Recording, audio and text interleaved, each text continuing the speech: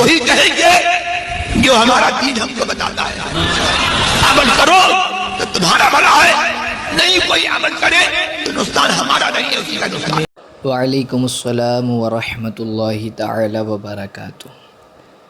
آپ نے پوچھا کہ گود لیے بچے کے کیا احکام ہیں. الجواب بعون الملک الوہاب.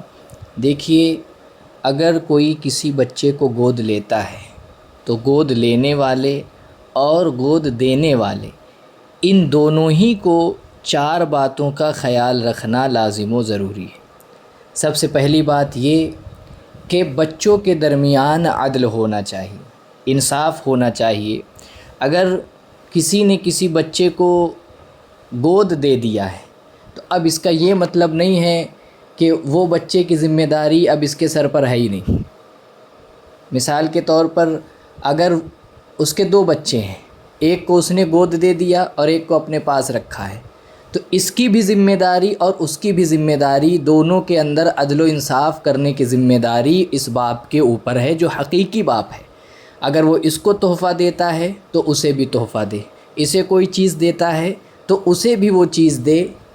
جیسا کہ حدیث پاک میں آتا ہے کہ ایک صحابی رسول نے اپنے ایک اولاد کو ایک غلام دیا تو سرکار علیہ الصلاۃ والسلام نے ارشاد فرمایا، اے میرے صحابی، کیا تم نے اپنے اور بچوں کو یہ غلام دیے؟ تو انہوں نے عرض کی، یا رسول اللہ نہیں. تو حضور نے فرمایا، یا تو باقیوں کو بھی غلام دے دو یا تو اس سے بھی واپس لے لو اور اپنے بچوں کے درمیان عدل کرو، انصاف کرو.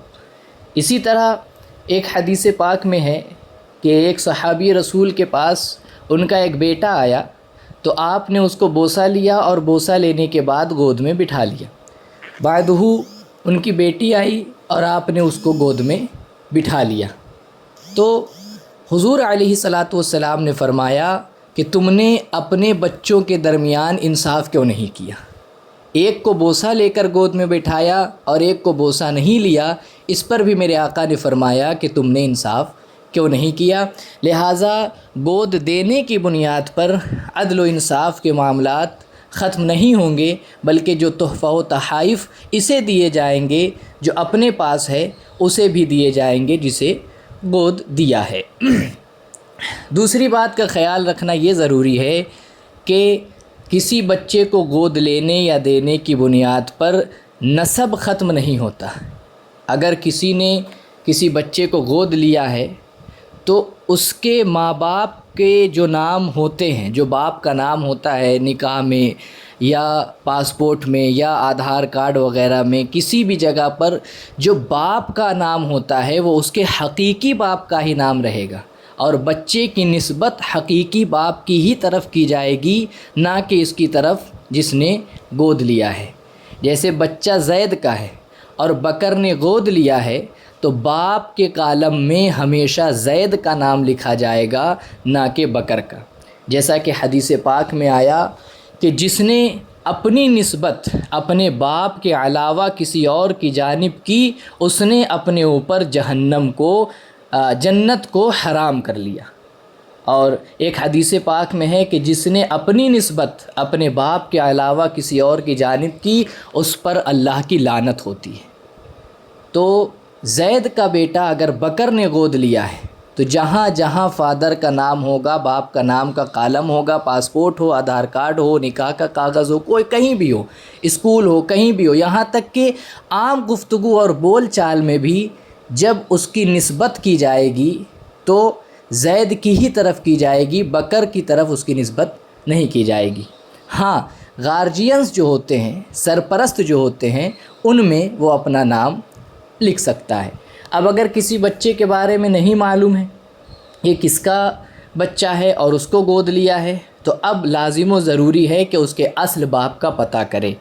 اصل باپ کا پتہ کرنے کے بعد چاہے وہ کسی خاندان کا ہو، کسی قبیلے کا ہو، کہیں کا بھی ہو، لیکن اسی کا نام اس کے باپ کے کالم میں لکھا جائے گا. پھر بھی نہیں پتہ چلتا ہے تو گارجین کے طور پر وہ اپنا نام لکھ سکتا ہے، لیکن باپ کے جگہ پر وہ اپنا نام نہیں لکھ سکتا. تیسری بات یہ ہے کہ پردے کے احکام. اگر کسی نے کسی بچے کو گود لیا ہے اگر وہ نابالغ ہے تب تو پردہ لازم و ضروری اس وقت تو نہیں ہے، لیکن جیسے ہی بالغ ہوگا تو اگر لڑکا ہے تو بالغ ہونے کے بعد یہ جو اس کی گود لینے والی ماں ہے یا اس کی اولاد بیٹیاں ہیں ان سے اس کے اوپر پردہ فرض ہے، ایسے ہی جیسے اجنبی سے ہے۔ اور اگر وہ لڑکی ہے تو اس کے باپ اور اس کے اولادوں سے اس کے اوپر پردہ فرض ہے جیسے اجنبی سے ہے۔ ہاں اگر ان دونوں کا پہلے ہی کوئی رشتہ تھا محرم والا تو پھر اس میں پردے کے حکم نہیں ہے۔ جیسے چچا نے گود لیا بھتیجی کو، تو اب چچا اور بھتیجی کے درمیان تو نامحرم کا رشتہ ہے نہیں، تو پردے کے وہ حکم نہیں آئیں گے۔ لیکن اگر ان کے درمیان محرم کا کوئی رشتہ نہیں ہے تو فقط گود لینے کی بنیاد پر پردے کے حقوق ختم نہیں ہوں گے، بلکہ بالغ ہونے کے بعد لڑکی ہے تو اپنے منہ بولے باپ سے پردہ کرنا اس پر فرض ہے، لازم ہے، اور اگر لڑکا ہے تو اپنی گود لی ہوئی ماں سے اس کو پردہ کرنا فرض ہے، لازم ہے۔ صرف گود لینے کی بنیاد پر یہ محرم رشتے نہیں ہو جائیں گے بلکہ نامحرم ہی رہیں گے، پردے کا حکم ویسے ہی ہوگا جیسے اجنبی سے ہوتا ہے۔ چوتھی بات کا یہ دھیان رکھنا ہے کہ وراثت، اگر زید کا لڑکا بکر نے گود لیا ہے تو جب زید کا انتقال ہوگا تو زید کی وراثت میں اس بچے کو حصہ ملے گا، لیکن اگر بکر کا انتقال ہوتا ہے تو بکر کی وراثت میں اس بچے کا کوئی حصہ نہیں ہے۔ گود لینے کی بنیاد پر وراثت میں کوئی حصہ نہیں ملے گا، بلکہ جو حقیقی باپ ہے اس کی وراثت میں سے اس بچے کو حصہ ملے گا۔ اب بعض لوگ کیا کرتے ہیں کہ وصیت کر دیتے ہیں کہ میرا یہ بیٹا جو ہے میں نے اس کو گود دے دیا ہے، اب اس کے میری وراثت میں کوئی حق نہیں۔ ایسا جو کرتا ہے سمجھ لو اس نے اپنے لیے جہنم خرید لی۔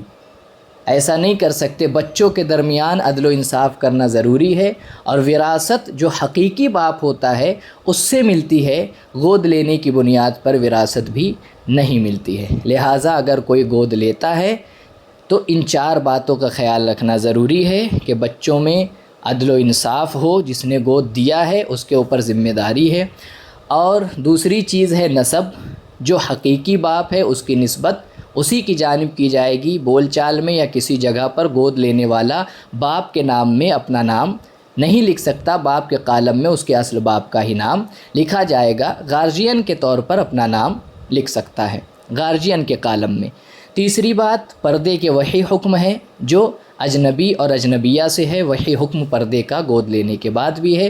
چوتھی چیز، وراثت اس کے حقیقی باپ سے ملے گی، گود لینے کی بنیاد پر اس کو وراثت نہیں ملے گی۔ واللہ تعالی اعلم۔